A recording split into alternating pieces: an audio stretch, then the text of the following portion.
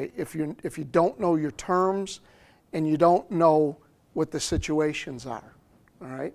I'll give you a real good example. Do you all ship less than container load at some point? Okay, is there anybody that doesn't know the term less than container load? Okay.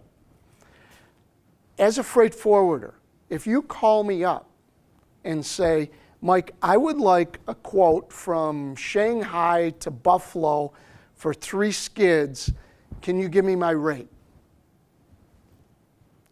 I could pretty much say, Denise, what would you like to pay?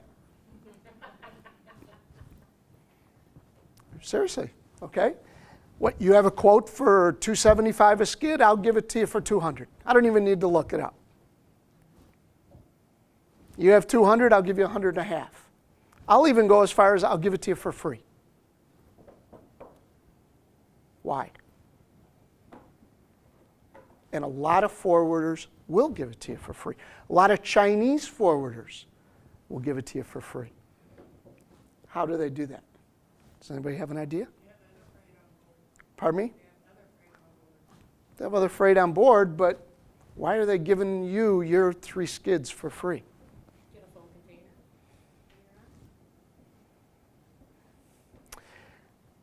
When you ship less than container load, okay, you have warehousing charges.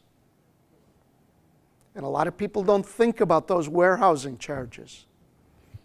And if I give you $100 a skid, I might be giving, and that's all you're asking for, I'm going to tell you for 3 skids, I'll give you $300, and we'll move 3 skids for you from Shanghai to Buffalo. But I'm also going to tell you that it goes through the Port of Long Beach, and the warehouse I use there is going to charge $300 a skid for handling. And guess what? You didn't ask it. You had no idea about it. When you get the bill and you call me up and you say, Mike, you quoted me $100 a skid, or you told me it was practically free. Yeah, well, that's what I'm giving you. However, my warehouse that I'm getting a kickback from, all right, is charging you extra fees that you weren't even aware of. You didn't ask for it. You had no idea. That's how it works. And we're going to talk about that kind of stuff today. And we're going to talk about keeping you away from certain terms, you know, either putting your own company at risk through the government, through, financially, all right? There's different risks that there are out there, okay?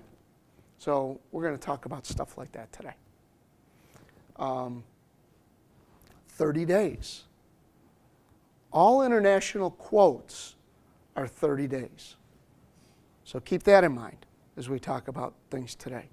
So when I get a phone call and somebody tells me on August 20th that I've got 3 container loads going out on February 1st, can you give me a rate? Or better yet, I've got a rate of $3,500. Can you beat it? And my container is going out February 1st.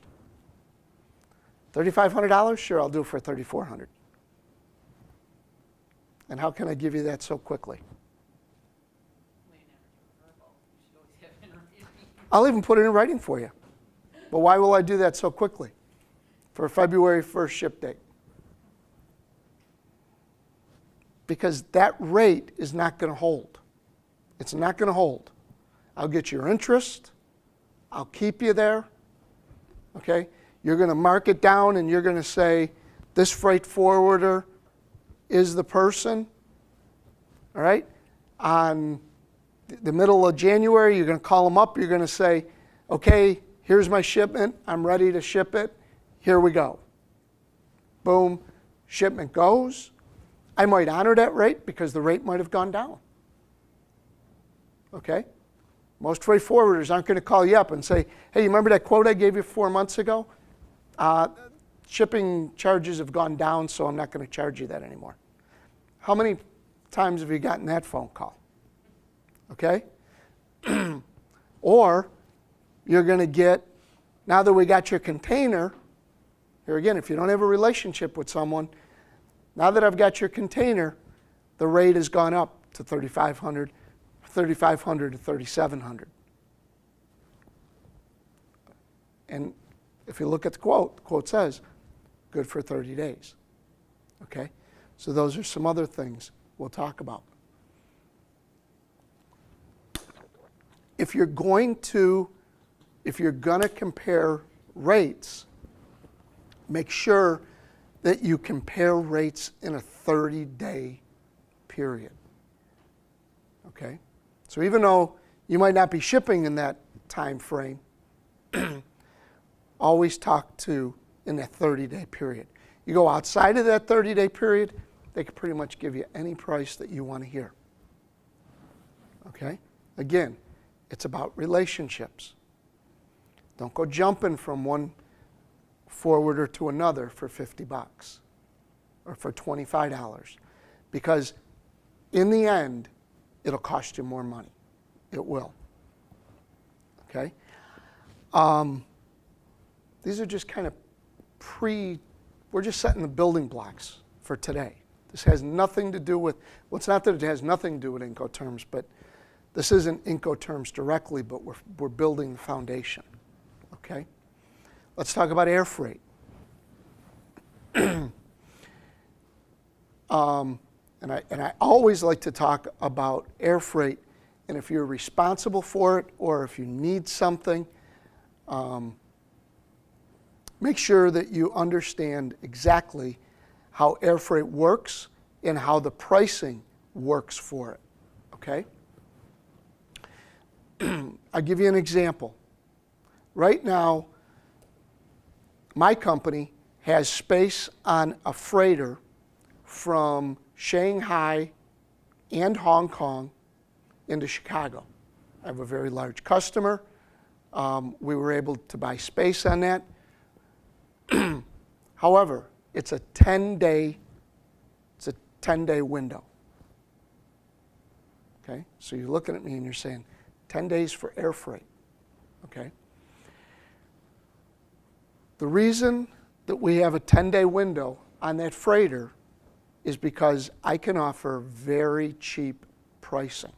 Very cheap pricing. Almost better pricing to be put on that freighter, that air freighter, than to put it on an ocean line. Reason being is because I give the airline all the flexibility to bump my freight. They know that they have to make that 10-day window, but they give me a very cheap price, because if on the first day, second day, third day, fourth day, the plane's filled, they can always bump my freight. If it comes into Chicago in 6 days, my customer's very happy. The airline's happy. I'm happy. And we get a good price. Okay? On that same airline, I can offer a 2-day, next day service. Leave out on a Monday, you can have your product on a Wednesday by the time it clears. But you're going to pay a premium for it, because that airline is being paid a premium to make sure that your freight is up the top of the priority list. Okay? Airlines bump freight from the cheapest to the most expensive. So, I hear a lot of times, I need this freight right away, give me the best price. Those two don't go together. They won't. And if somebody's giving you a good price, a real cheap price, you need to question that. All right? Because what happens is you'll turn your business over to somebody because of price. You have salespeople, customers, whatever, waiting on the other end, and your freight's being bumped 2 and 3 times. Give you an example.